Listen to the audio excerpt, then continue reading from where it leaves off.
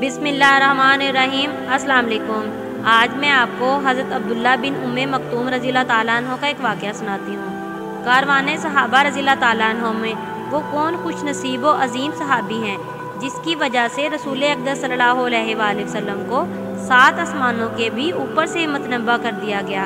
वो कौन है जिसकी शान में जिब्रील अमीन अलैहिस्सलाम अल्लाह ताला की जानिब से वही लेकर रसूलुल्लाह सल्लल्लाहु अलैहि वसल्लम की खिदमत अक़दस में हाजिर हुए। ये अज़ीमुल मरतब शख्सियत हज़रत अब्दुल्ला बिन उम्मे मक्तूम रज़ियल्लाहु ताला अन्हु की है, जिन्हें मौज़न रसूल सल्लल्लाहु अलैहि वसल्लम का भी एजाज़ हासिल है। हज़रत अब्दुल्ला बिन उम्मे मक्तूम रज़ियल्लाहु ताला अन्हु मक्की और कुरैशी हैं।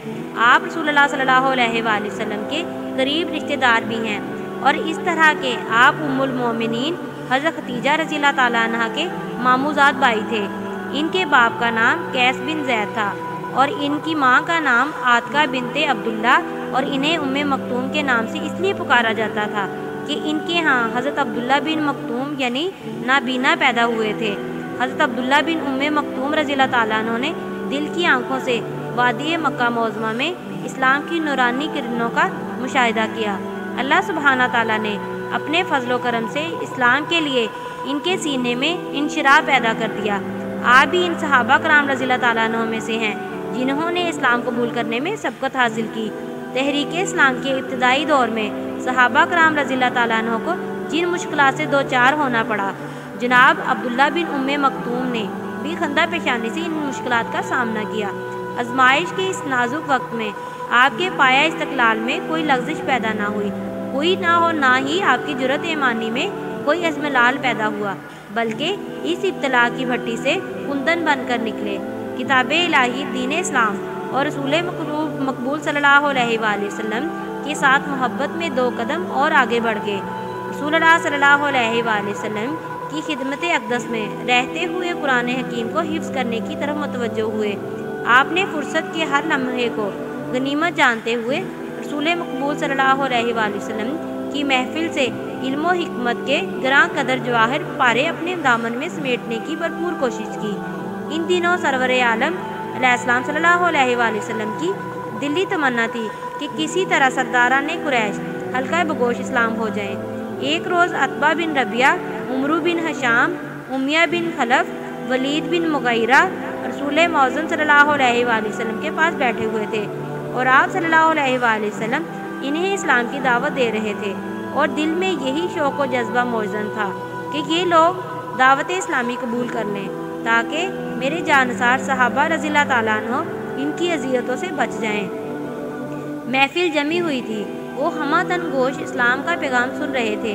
इसी दौरान हज़रत अब्दुल्ला बिन उम्मे मक्तूम रज़ियल्लाहु ताला अन्हु वहाँ पहुँच गए। आते ही रसूल अक़दस सल्लल्लाहु अलैहि वसल्लम ने कुरान मजीद की एक आयत का मफ़हूम दरियाफ़्त करने लगे।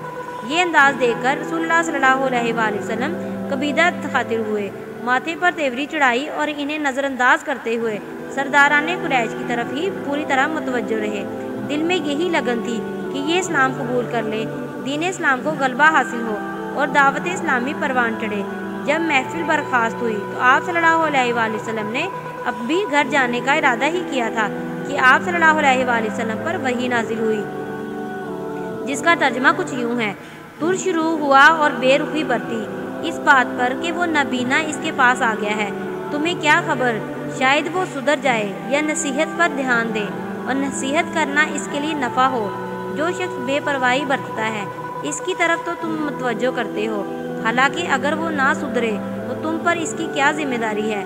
और जो खुद तुम्हारे पास दौड़ आता है और वो डर रहा होता है, इससे तुम बेरुखी बरतते हो। हरगिज़ नहीं, ये तो एक नसीहत है, जिसका जी चाहे इसे कबूल कर गए और जो ऐसे सहीफ़ों में दर्ज है जो मुकर्रम हैं, बुलंदो मर्तबा हैं, पकीज़ा हैं, मोअज़्ज़िज़ और नेक काबतों में के हाथों में रहते हैं। ये 16 आयात हज़रत अब्दुल्ला बिन उम्मे मक्तूम रज़ियल्लाहु ताला अन्हु की शान में नाजिल हुई और जो आज तक पढ़ी जाती हैं और क़यामत तक पढ़ी जाएंगी। ये वही नाजिल होते ही रसूलुल्लाह सल्लल्लाहु अलैहि वसल्लम के दिल में हज़रत अब्दुल्ला बिन उम्मे मक्तूम रज़ियल्लाहु ताला अन्हु की मोहब्बत घर कर गई। इसके बाद हर महफिल में आप सल्लल्लाहु अलैहि वसल्लम इनका ख़ास ख्याल रखते। जब भी आप सल्लल्लाहु अलैहि वसल्लम से मिलने आते تو آپ صلی اللہ علیہ وآلہ وسلم ان کی عزت کرتے اور اپنے قریب بٹھاتے، خیریت دریافت کرتے اور اگر انہیں کوئی ضرورت ہوتی تو اسے فوراً پورا کرتے۔ جب قریش نے اہل ایمان کو شدید اذیتیں دینا شروع کر دی تو اللہ تعالیٰ اور رسول اللہ صلی اللہ علیہ وآلہ وسلم کو ہجرت کی اجازت دے دی۔ آپ مرحلے میں جن صحابہ اکرام رضی اللہ تعالیٰ عنہ نے ہجرت کی، ان میں حضرت عبداللہ بن ام مکتوم رضی اللہ تعالیٰ عنہ بھی تھے۔ مدینہ منورہ پہنچ کر حضرت عبداللہ بن ام مکتوم رضی اللہ تعالیٰ عنہ اور حضرت مصعب بن عمیر رضی اللہ تعالیٰ عنہ نے لوگوں کو قرآن مجید کی تعلیم دینا شروع کی اور دین اسلام کی دعوت پلانے میں ہمتاً مصروف ہو گئے، اور ان کی دعوت سے متاثر ہو کر بہت سے لوگ حلقہ بگوش اسلام ہوئے۔ جب نبی اکرم صلی اللہ علیہ وآلہ وسلم خود ہجرت کر کے مدینہ طیبہ تشریف لائے، آپ صلی اللہ علیہ وآلہ وسلم نے آتے ہی حضرت عبداللہ بن ام مکتوم رضی اللہ تعالیٰ عنہ اور حضرت بلال رضی اللہ تعالیٰ عنہ کو مستقل موزن قرار کر دیا۔ دن میں 5 مرتبہ توحید کا یہ نغمہ اعلان مدینہ کو سناتے اور انہیں کامیابی کی راہ پر گامزن ہونے کی تلقین کرتے۔ معمول یہ تھا کہ حضرت بلال رضی اللہ تعالیٰ عنہ اذان دیتے اور حضرت عبداللہ بن ام مکتوم رضی اللہ تعالیٰ عنہ تکبیر کہتے، اور بعض اوقات اس کے برعکس ہوتا، لیکن رمضان المبارک میں تو ان کی اور زیادہ شان ہوتی ہے۔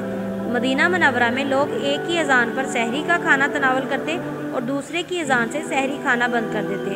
حضرت بلال رضی اللہ تعالیٰ عنہ لوگوں کو بیدار کرنے کے لیے اذان دیتے اور حضرت عبداللہ بن ام مکتوم رضی اللہ تعالیٰ عنہ نماز فجر کے لیے اذان دیتے، کیونکہ آپ فجر کے وقت کا خاص خیال رکھا کرتے تھے۔ حضرت عبداللہ بن ام مکتوم رضی اللہ تعالیٰ عنہ کی عظمت کا اب یہاں سے اندازہ لگائیں کہ نبی اکرم صلی اللہ علیہ وآلہ وسلم نے اپنی غیر حاضری میں تقریباً 10 مرتبہ انہیں مدینہ منورہ کا نگران مقرر کیا، اور 1 مرتبہ ڈیوٹی اس وقت ان کے سپرد کی جب آپ صلی اللہ علیہ وآلہ وسلم فتح مکہ کے لیے روانہ ہوئے تھے۔ غزوہ بدر کے بعد اللہ سبحانہ تعالیٰ نے مجاہدین بدر کی شان میں چند آیات نازل کی اور گھر میں بیٹھے رہنے والوں پر انہیں بہت زیادہ فضیلت دی گئی تاکہ مجاہدین میدان جہاد میں بڑھ چڑھ کر حصہ لیں، اور گھر میں بیٹھے رہنے والے اپنی اس عادت کو ناپسند کرتے ہوئے ترک کر دیں۔ یہ آیات سن کر حضرت عبداللہ بن ام مکتوم رضی اللہ تعالیٰ عنہ بڑے غمگین ہوئے اور انہیں شرکت جہاد کے اعزاز سے محرومی بڑی دشوار محسوس ہوتی۔ فوراً خدمت اقدس میں حاضر ہو کر عرض کی، یا رسول اللہ صلی اللہ علیہ وآلہ وسلم، اگر میں معذور نہ ہوتا تو ضرور جہاد میں شریک ہوتا۔ حضور، ہم تو جہاد کی فضیلت سے محروم ہیں۔ پھر اس افسردگی کے عالم میں بے ساختہ ان کی زبان سے یہ دعائیہ کلمات نکل آئے، الہی میرے عذر کو پیش نظر رکھتے ہوئے اپنا حکم نازل فرما، الہی میرے عذر کو پیش نظر رکھتے ہوئے اپنا حکم نازل فرما، الہی میرے عذر کو پیش نظر رکھتے ہوئے اپنا حکم نازل فرما۔ اللہ تعالیٰ نے آپ کے دل سے نکلی ہوئی دعا کو فوراً قبول کر لیا۔ کاتب وحی حضرت زید بن ثابت رضی اللہ تعالیٰ عنہ فرماتے ہیں کہ ایک روز میں رسول اللہ صلی اللہ علیہ وآلہ وسلم کی خدمت اقدس میں بیٹھا ہوا تھا۔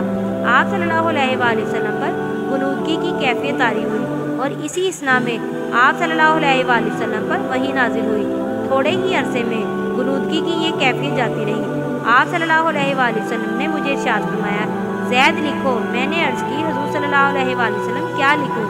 آپ صلی اللہ علیہ وآلہ وسلم نے فرمایا، یہ آیت لکھو، مومنوں میں سے بیٹھ رہنے والے اور اللہ کی راہ میں جہاد کرنے والے برابر نہیں ہوتے۔ حضرت عبداللہ بن ام مکتوم رضی اللہ تعالیٰ عنہ نے عرض کی، حضور، جو لوگ معذور ہیں ان کے لیے کیا حکم ہے؟ ابھی گفتگو ہو رہی تھی کہ آپ صلی اللہ علیہ وآلہ وسلم پر پھر غنودگی طاری ہوگی۔ تھوڑی دیر کے بعد یہ کیفیت جاتی رہی تو آپ صلی اللہ علیہ وآلہ وسلم نے مجھے فرمایا، زید پہلے جو لکھا ہے اسے پڑھو۔ میں نے پڑھا۔ آپ صلی اللہ علیہ وآلہ وسلم نے فرمایا، اس کے آگے یہ لکھ دو، محتاجوں کے علاوہ۔ یہ سن کر حضرت عبداللہ بن ام مکتوم رضی اللہ تعالیٰ عنہ کا چہرہ خوشی سے تمتما اٹھا۔ وہ حکم نازل ہو گیا جس کی دل میں تمنا لیے ہوئے تھے۔ حالانکہ اللہ سبحانہ تعالیٰ نے معذور لوگوں کو جہاد سے مستثنی قرار دے دیا تھا، لیکن حضرت عبداللہ بن ام مکتوم رضی اللہ تعالیٰ عنہ کے دل میں اس خیال نے انگڑائی لی کہ کیا ہوا اگر میں معذور ہوں، کیوں نہ جہاد میں شریک ہو کر اللہ تعالیٰ کا قرب حاصل کر لوں۔ ہمیشہ لوگ بڑے کارنامے ہی سر انجام دیتے ہیں۔ اس دن کے بعد ہمیشہ ان کی یہی کوشش رہی کہ کوئی غزوہ ان سے نہ چھوٹے۔ میدان جنگ میں انہوں نے اپنے ذمے خود ایک کام لے لیا تھا۔ آپ فرمایا کرتے تھے کہ میدان جنگ میں مجھے لشکر اسلام کا جھنڈا پکڑا دیا کرو، کیونکہ میں دیکھنے سے معذور ہوں، لہٰذا ایک ہی جگہ جم کر کھڑا رہوں گا اور حتی المکان اسلامی جھنڈے کو سرنگوں نہیں ہونے دوں گا۔ 14 ہجری میں حضرت عمر بن خطاب رضی اللہ تعالیٰ عنہ نے دشمنان اسلام کو صفحہ ہستی سے مٹانے کے لیے ایک بہت بڑی جلگار کا پروگرام ترتیب دیا۔ آپ نے تمام گورنروں کے نام یہ حکم نامہ جاری کیا: تمہارے علاقے میں جس کسی کے پاس ہتھیار، سواری یا جہاد کے لیے سلسلے میں کوئی تجویز ہو تو اسے فوراً اپنی نگرانی میں میرے پاس بھیج دو۔ فاروق اعظم رضی اللہ تعالیٰ عنہ کی یہ آواز پر لبیک کہتے ہوئے چاروں طرف سے مسلمان فوج در فوج مدینہ طیبہ میں پہنچنے شروع ہو گئے۔ ان مجاہدین میں حضرت عبداللہ بن مکتوم رضی اللہ تعالیٰ عنہ بھی تھے۔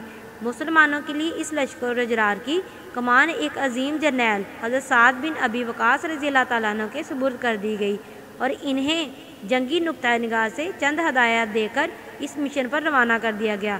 جب یہ لشکر اسلام قادسیہ پہنچا تو جناب عبداللہ بن مکتوم رضی اللہ تعالیٰ عنہ زرہ پہنے ہوئے نمودار ہوئے، میدان جنگ میں جھنڈا تھامنے کے لیے پیشکش کی اور فرمایا، میں آخری دم تک اسے تھامے رکھوں گا۔ 3 روز تک بڑی شدت سے لڑائی جاری رہی۔ طرفین کی جانب سے اس قدر تابڑ توڑ حملے ہو رہے تھے کہ تاریخ میں اس کی مثال نہیں ملتی۔ تیسرے روز ایک بہت بڑے زوردار حملے کے بعد جنگ کا نقشہ بدل گیا۔ اس میدان میں مسلمانوں کو غلبہ حاصل ہوا اور سرزمین شرک میں توحید کا جھنڈا لہرانے لگا، لیکن اس فتح و کامرانی کی قیمت سینکڑوں شہداء کی صورت میں ادا کرنا پڑی، اور ان عظیم المرتب شہداء میں حضرت عبداللہ بن مکتوم رضی اللہ تعالیٰ عنہ بھی شامل تھے۔ آپ اس حالت میں شہید ہو کر گرے کہ اسلامی جھنڈا آپ کے بازوؤں کی گرفت میں تھا۔ جزاک اللہ۔